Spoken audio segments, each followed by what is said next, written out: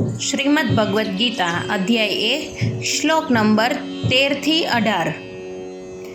ततः शंख च भैर्य च पणवानक गोमुखाः सहस्रेवाभ्यहन्यन्तश्च शब्दस्तु मूलो भवत।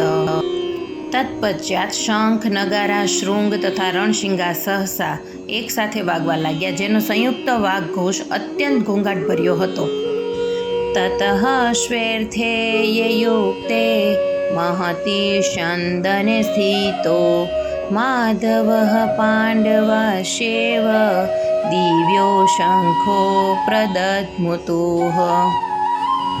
तत्पश्चात पांडवोनी सेना मध्य श्वेत अश्वो जोड़ेला भव्य रथ पर बिराजमान श्री कृष्ण अने अर्जुने पोतपोताना दिव्य शंख फूक्या।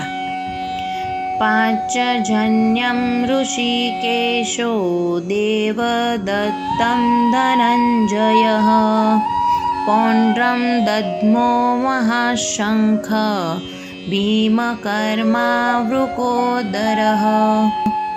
भगवान ऋषिकेशे 5 जन्य नामनो शंख फूक्यो, अर्जुने देवदत्त शंख फूक्यो अने अति मानुषी कार्यो करनार अतिभोजी भीमे तेनो पौंड्र नामनो प्रचंड शंख फूक्यो।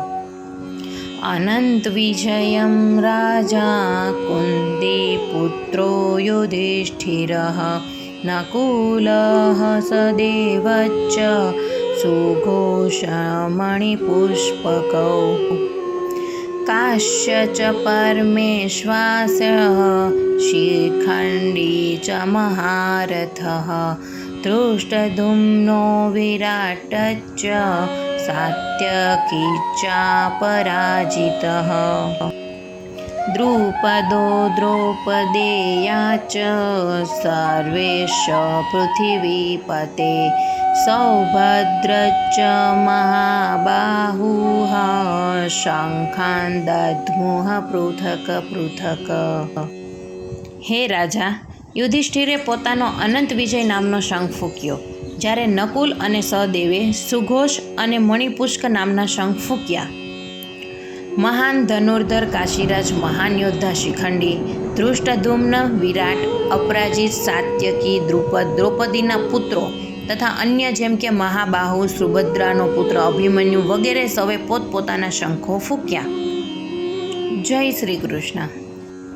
जो तमने अपनी भगवद गीताना श्लोक पसंद आव्या होय तो मारी चेनल ने लाइक करजो, शेर करजो अने सब्सक्राइब करजो। Thank you.